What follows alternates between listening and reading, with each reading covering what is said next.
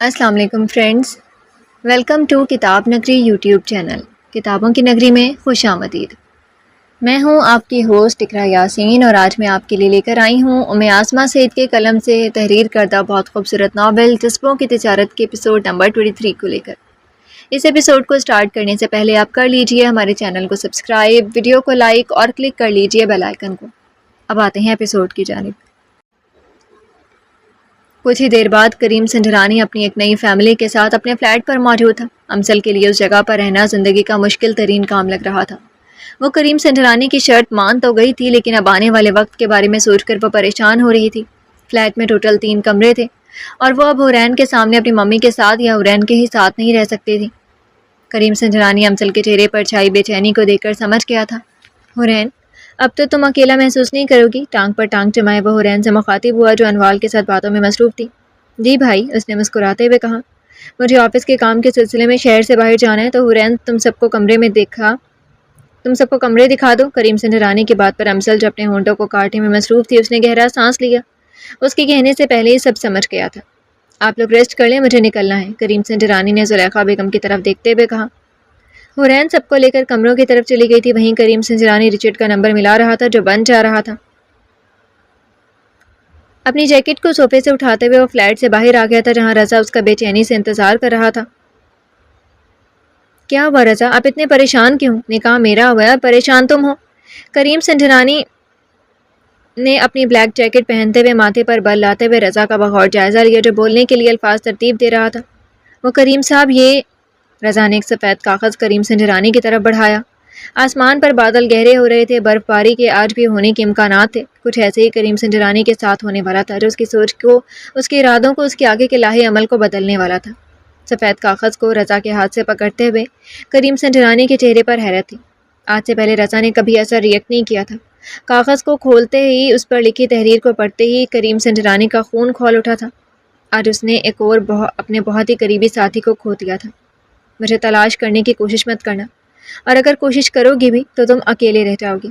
ابھی اپنی شادی کو انجوائے کرو، بہت پیاری بیوی ہے تمہاری، جتنا وقت گزار سکتے ہو گزار لو۔ اور ہاں، رچرڈ کو مارنے میں جو مزہ آیا وہ آج سے پہلے نہیں آیا تھا۔ تحریر کے ایک ایک حرف کریم سنجرانی کے لیے ناقابل برداشت تھا۔ وہ سوچ بھی نہیں سکتا تھا کہ رچرڈ یوں کسی کے ہاتھوں قتل ہو جائے گا۔ ساتھ ہی کریم سنجرانی کے دماغ نے کلک کیا۔ رچرڈ نے بھی تو اس کی مدد کرنے کا سوچا تھا، جیسے احمد منصور نے، اور اس کو بھی مار دیا گیا تھا۔ خطرے کی گھنٹی کریم سنجرانی کے دماغ میں بج رہی تھی۔ وہ امسل کو یہاں اپنے فلیٹ پر محفوظ سمجھ رہا تھا، لیکن وہ یہاں بھی محفوظ نہیں تھی۔ کریم صاحب، رچرڈ کے ساتھ بہت برا ہوا ہے، اس کی ڈیڈ باڈی دیکھنے کے قابل نہیں ہے۔ کون ہو سکتا ہے جس نے یہ سب کیا؟ رضا کا لہجہ تھکا ہوا تھا۔ کریم سنجرانی نے غصہ ضبط کرتے ہوئے ہاتھ میں پکڑے کاغذ کو مٹھی میں دبوچا۔ وہی ہے جس نے احمد انکل کو مارا تھا۔ تم امسل اور اس کی فیملی کا جلد از جلد ویزا کنفرم کرو، وہ یہاں سیف نہیں ہے، ہمیں پاکستان کے لیے نکلنا ہے۔ کریم سنجرانی کی بات پر رضا یکدم چونک گیا تھا۔ جی کریم صاحب، میں ابھی سے اس پر کام شروع کر دیتا ہوں۔ رضا گاڑی میں بیٹھ گیا تھا، اور کریم سنجرانی الٹے قدموں واپس فلیٹ کی جانب بڑھ گیا تھا۔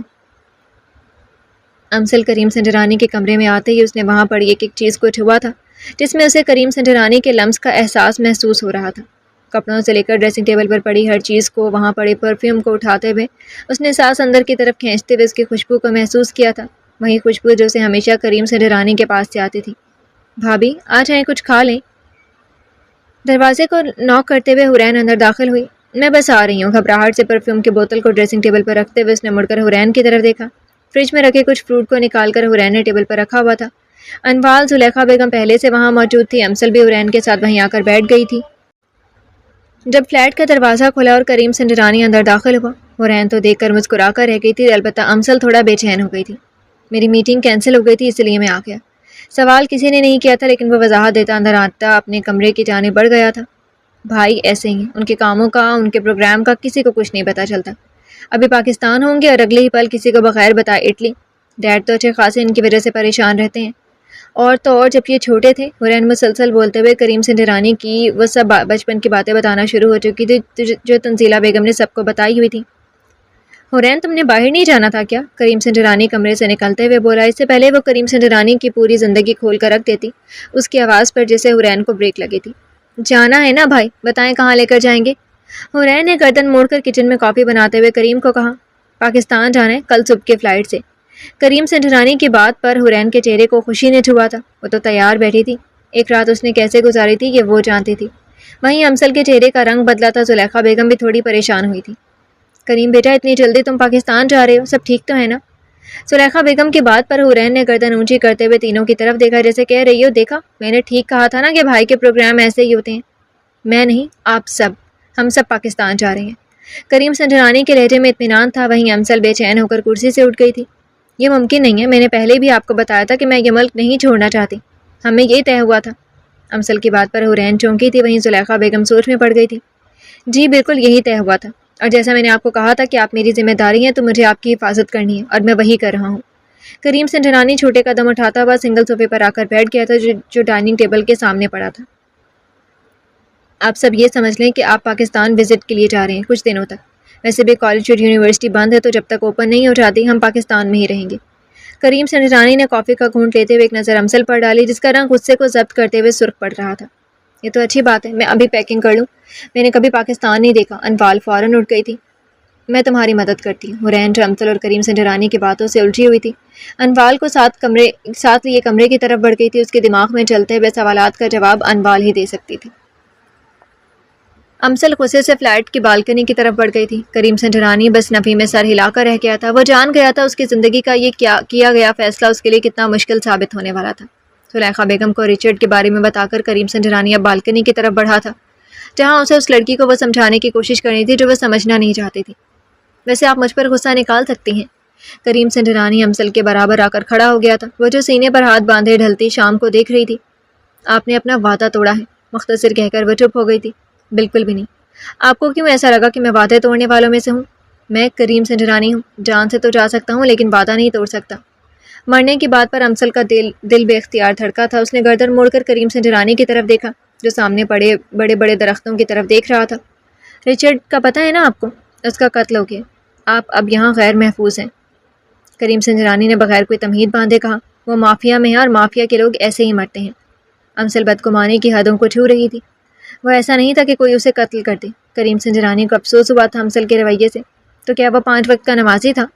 امسل کے تلخ جواب پر کریم سنجرانی نے مسکراتے ہوئے نفی میں سر ہلایا تھا. آپ واقعی یہ بھی چھوٹی ہیں. میں چھوٹی نہیں ہوں، 22 سال کی ہوں. سب سمجھ آتا ہے مجھے. امسل کو اپنے چھوٹا کہنے پر غصہ آیا تھا. مجھ سے تو 10 سال چھوٹی ہیں نا آپ. میں جس نظریے سے دیکھ رہا ہوں وہ آپ وہ نہیں دیکھ رہی. کریم سنجرانی کا لہجہ ابھی بھی نرم تھا. مجھے آپ سے مدد لینی نہیں چاہیے تھی. امسل سے چھوٹے غصے سے کہتے ہوئے اندر جانے کے لیے مڑی. آج کے ڈنر ہم سب باہر کریں گے. کریم سنجرانی نے پیچھے سے آواز دی. نہ چاہتے ہوئے بھی امسل کے چہرے پر ہلکی سے مسکراہٹ آ گئی تھی. سب نے اپنی پیکنگ کر لی تھی اور اب وہ سب ڈنر کرنے کے لیے جا رہے تھے. پورا فلورنس روشنیوں سے بھرا ہوا تھا. امسل کریم کے قدم سے قدم ملا کر چل رہی تھی. وہیں انوال حرین اور زلیخا بیگم کو رضا کے ساتھ چلتے ہوئے لوگوں کو ہجوم کو دیکھ رہی تھی. ڈنر کے بعد آپ میرے ساتھ ریس میں چلیں گے؟ امسل جانے سے پہلے اپنے دوستوں سے ملنا چاہتی تھی. وہ کریم سنجرانی کو سیدھے نہیں کہہ پائی تھی. کیوں آپ میرے ساتھ پھر سے ریس لگانا چاہتی ہیں؟ کریم سنجرانی امسل کے ساتھ ساتھ چلتے ہوئے ارد گرد کا بھی جائزہ لے رہا تھا. کیوں آپ ڈر گئے ہیں کہ آپ پھر سے ہار جائیں گے؟ امسل کی نیلی آنکھوں میں چمک آئی جو کریم سنجرانی سے چھپی نہیں رہ سکی تھی. آپ ایک بار پھر سے بھول گئی ہیں کہ میں آپ سے 10 سال بڑا ہوں اور اس گیم کا پرانا کھلاڑی ہوں. کریم سنجرانی کی بات پر اب امسل کے چہرے پر بھی مسکراہٹ تھی. وہ جو شام سے آنے والے وقت کا سوچ کر پریشان تھی. باہر نکلتے ہی کریم سنجرانی کے ساتھ قدم ملا کر چلتے ہوئے اسے کسی قسم کا کوئی خوف نہیں رہا تھا. اگر آپ پرانے کھلاڑی ہیں تو میں اس گیم کی چیمپئن ہوں. آپ کو پہلے بھی ہرا چکی ہوں. چلیں ڈنر کے بعد دیکھتے ہیں. کریم سنجرانی نے ہوٹل کے پاس آتے ہوئے کہا. ڈنر کا اہتمام کریم سنجرانی کے فلیٹ سے چند قدم کے فاصلے پر بنے ہوٹل میں رکھا گیا تھا. اسی ہوٹل کو کریم سنجرانی نے پورا بک کروایا تھا. کرسمس آنے کی وجہ سے ہر گلی سڑک پر رش تھا. کہیں دور جانا وہ بھی ان حالات میں بے وقوفی تھی. ہوٹل کا دروازہ کھلتے ہی سامنے 12 کرسیوں پر مشتمل ٹیبل پر امسل اور انوال کے سبھی دوست موجود تھے. ان سب کو دیکھ کر امسل کی آنکھوں کے گوشے نم ہوئے. اس نے ایک نظر کریم سنجرانی کو دیکھا جو موبائل پر بزی تھا. وہ کیسا شخص تھا جو اس کے دل کی آواز کو الفاظ کے بغیر ہی جان لیتا تھا. ایفا نے آگے بڑھ کر امسل کو گلے سے لگایا تھا. امسل انوال اپنے سب دوستوں سے حرین کا تعارف کروا رہی تھی. کریم سنجرانی رضا کے ساتھ کھڑے کسی بات پر بحث کر رہا تھا.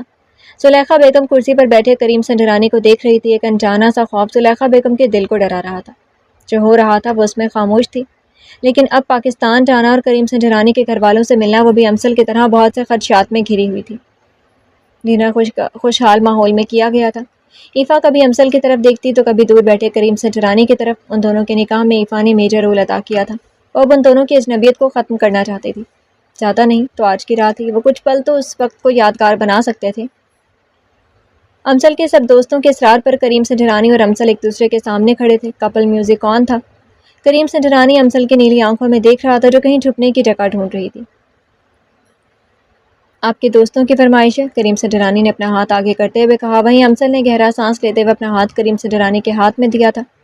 آج پہلی بار کریم سنجرانی نے امسل کو چھوا تھا۔ اس کا نرم ہاتھ کریم سنجرانی کے ہاتھ میں تھا اور وہ اس احساس کو کبھی بھولنے والا نہیں تھا۔ امسل اپنے دھڑکتے دل کے ساتھ قدم قدم کریم سنجرانی کا ساتھ دے رہی تھی۔ ایک سکون تھا جو امسل کو کریم سنجرانی کی قربت میں مل رہا تھا۔ وقت جیسے رک گیا تھا۔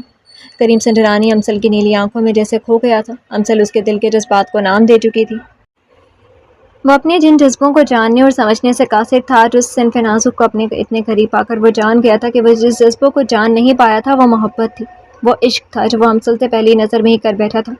اسے عشق کے ہاتھوں وہ ہر پل اسے برے حالات میں بچانے کا سوچتا تھا۔ کریم سنجرانی امسل کی نیلی آنکھوں میں کھوئے ہوئے وہ اسی وقت طے کر چکا تھا کہ وہ اسے اپنی سنڈریلا بنائے گا۔ جو ہاتھ اس نے اپنے ہاتھ میں تھاما ہوا تھا وہ کبھی نہیں چھوڑے گا۔ امسل کریم سنجرانی کے وجود سے اٹھتی کلون کی خوشبو اور اس کی غربت کے احساس میں کھوئے ہوئے اس نے اپنا سر کریم سنجرانی کے سینے سے لگا لیا تھا۔ جہاں کریم سنجرانی طے کر چکا تھا وہیں امسل نے اپنا آپ کریم سنجرانی کے سپرد کرنے کا سوچ لیا تھا۔ وہ دونوں ایک دوسرے میں ہی کھوئے وقت نہ ختم ہونے کی خواہش کر رہے تھے، اور خواہشیں کب پوری ہوتی ہیں۔ کریم سنجرانی کا بجتا موبائل نے دونوں کو ایک دوسرے کے سحر سے آزاد کر دیا تھا۔ وہیں زلیخا بیگم کی آنکھوں میں نمی تھی۔ امسل اور انوال اپنے سب دوستوں سے مل کر اب فلیٹ پر دوبارہ آ گئی تھی۔ امسل عجیب کشمکش میں تھی۔ اسے سمجھ نہیں آ رہی تھی کہ وہ اپنے دل کے خدشات کو کیسے کریم سنجرانی کو بتائے۔ بیگ کے زپ بند کرتے ہوئے اس نے گہری سانس لی اور ساتھ ہی کمرے کا دروازہ کھولتے ہی کریم سنجرانی اندر داخل ہوا تھا۔ دونوں ہی ایک دوسرے سے نظریں نہیں ملا پا رہے تھے۔ اپنے ہی کیے وعدے اور اپنی ہی بنائی حدوں کو وہ دونوں کمزور کر چکے تھے۔ فلیٹ پر آتے ہی کریم سنجرانی زلیخا بیگم کے پاس بیٹھ گیا تھا۔ وہ اگر کمرے میں امسل کے پاس جاتا تو شاید وہ اپنے سے کیا گیا وعدہ توڑ بیٹھتا۔ وہ اس رشتے کو وقت دینا چاہتا تھا، اور وہیں امسل اس وقت کو روکنا چاہتی تھی۔ آپ کچھ کہنا چاہتی ہیں؟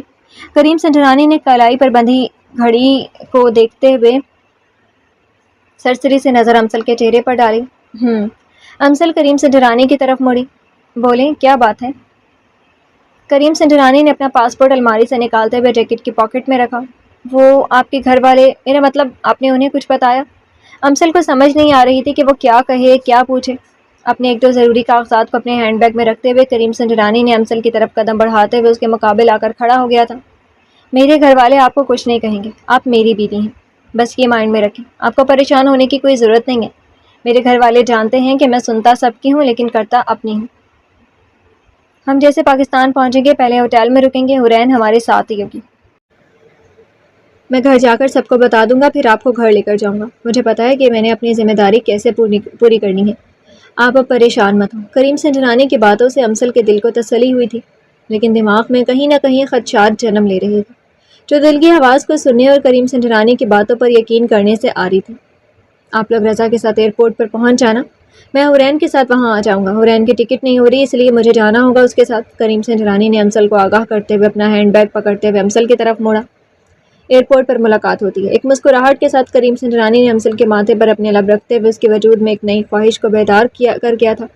کریم سنجرانی کمرے سے جا چکا تھا، وہیں امسل ماتھے پر ہاتھ رکھے چہرے پر مسکراہٹ لیے بیڈ پر بے سود سی ہو کر بیٹھ گئی تھی۔ رضا سب کو لے کر ایئرپورٹ پہنچ چکا تھا۔ فلائٹ کا ٹائم ہونے والا تھا اور ابھی تک کریم سنجرانی حرین کو لے کر ایئرپورٹ نہیں پہنچا تھا۔ مس امسل آپ اندر چلی جائیں، کریم صاحب بس آتے ہی ہوں گے۔ یہ ہوٹل کی تفصیل ہے جہاں آپ لوگوں نے رکنا ہے، کریم صاحب نے اپنے آپ کو دینے کے لیے کہا تھا۔ آپ بے فکر ہو کر اندر جائیں، کریم صاحب آ جائیں گے۔ امسل نے گہری سانس لے کر رضا کے ہاتھ سے کاغذ پکڑا۔ وہ رضا کی بات پر کیسے یقین نہ کرتی؟ وہ بات کریم سنجرانی کی کر رہا تھا اور وہ تو کریم سنجرانی پر اب اندھا اعتماد کر چکی تھی۔ زلیخا بیگم امسل اور انوال کے ساتھ ایئرپورٹ کے اندر چلے گئے تھے۔ وہیں رضا کریم سنجرانی کو کال پر کال کر رہا تھا، جس کا آج دوسری بار نمبر بن جا رہا تھا۔ رضا نے ایجنسی کال کی، وہاں سے بھی یہی پتہ چلا کہ کریم سنجرانی یہاں آیا ہی نہیں۔ رچرڈ کے بعد سے ہی رضا کریم سنجرانی کے یوں پاکستان جانے کے حق میں نہیں تھا اور اب اس کا نمبر بن جا رہا تھا۔ اس کی پریشانی میں اضافہ ہو رہا تھا۔ وہیں اندر جہاز میں بیٹھی امسل کی آنکھوں سے آنسو روا تھے۔ وہ ایک چھوٹے شخص پر کیسے اعتبار کر سکتی تھی؟ جہاز اپنی پرواز بھر چکا تھا ایک نئے سفر پر، وہیں امسل کا بھی ایک نیا سفر شروع ہو چکا تھا۔ جی تو فرینڈس، کیسے لگی آپ کو آج کی ایپیسوڈ؟ کمنٹ سیکشن میں ضرور بتائیے گا. پھر حاضر ہوں گے ناول کے نیکسٹ ایپیسوڈ کے ساتھ. تب تک کے لیے اجازت دیجیے. شکریہ. اللہ حافظ.